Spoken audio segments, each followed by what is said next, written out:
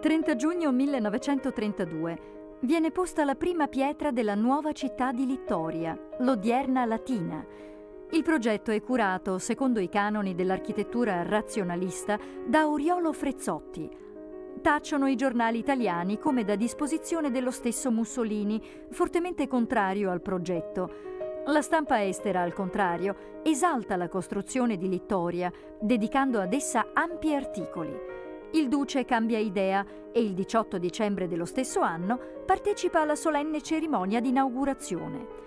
La notizia della nascita della nuova città diventa il simbolo dell'efficienza fascista in un territorio in precedenza paludoso e malarico. Il comune di Littoria viene popolato con l'immigrazione massiccia di coloni, soprattutto veneti, friulani ed emiliani.